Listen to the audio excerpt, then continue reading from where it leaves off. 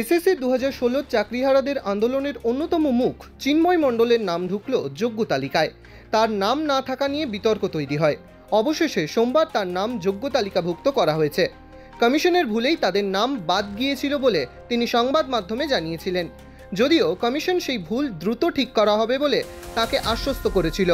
অযোগ্য হিসেবে চিহ্নিত এমন 17,206 জন শিক্ষকের নামের তালিকা প্রস্তুত করা হয়েছিল। সেই তালিকা সুপ্রিম কোর্টেও জমা দেয় মধ্যশিক্ষা পর্ষদ। পরে সেখান থেকে আরও 1803 জনের নাম বাদ দেওয়া হয়েছে। তাদের ক্ষেত্রেও বেশ কিছু ত্রুটি ধরা পড়ে।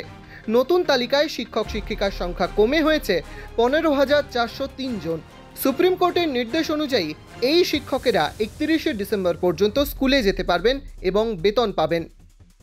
ব্যাপারটা হচ্ছে এটা ভুল হচ্ছে এসএসসি, হ্যাঁ, পুরোপুরি এসএসসির ভুল।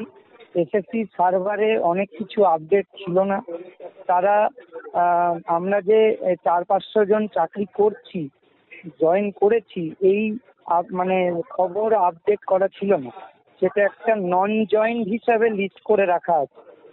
এই নন জয়েন্ট লিস্টে প্রায় 1300 জনের নাম আছে। তার মধ্যেই এই বাকি যাদের নাম আসেনি সেই নামটা পড়ে আছে।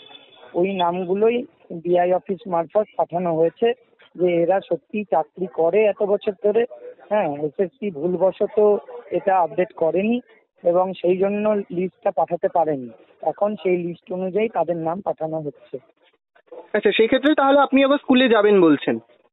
অবশ্যই, শুধু আমি নয়, আমার সাথে যারা 400-500 জন আছেন তারা স্কুলে যাবেন। এটা এখানে ফার্স্ট কাউন্সিলিং থেকে মানে 7 কাউন্সিলিং 7 কাউন্সিলিং অনেকেই আছে, ঠিক আছে? এমন না যে শুধু থার্ডের পরে আছে, প্রথম কাউন্সিলিং থেকেও অনেকেই আছে।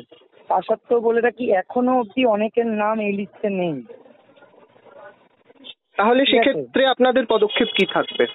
সেটা সমস্যাটা হয়েছে এই জায়গায় যে অনেকের নাম অন্য ডিআই এর অন্য স্কুলে আছে, কিন্তু সে সেই স্কুলে জয়েন করেনি, সেই স্কুলে চাকরি করে না, কিন্তু নাম অন্য স্কুলে অন্য ডিআই এর আন্ডারে আছে।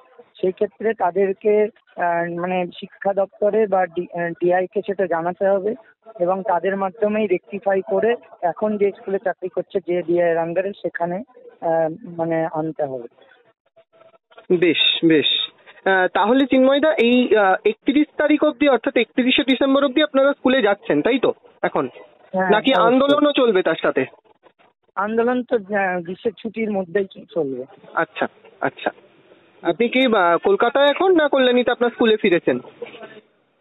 না, আমি কল্যাণীতে বাড়িতেই আছি, মানে স্কুলে আছি এখন, কিন্তু স্কুলে অফিসিয়ালি তো আজকে আমি যেতে পারি না, যেহেতু আমার নাম এখন এলো।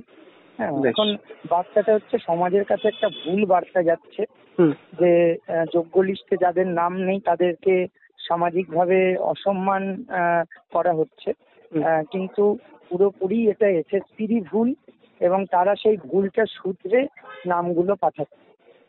ডাউনলোড করুন এই সময় অ্যাপ iOS ও অ্যান্ড্রয়েডের জন্য।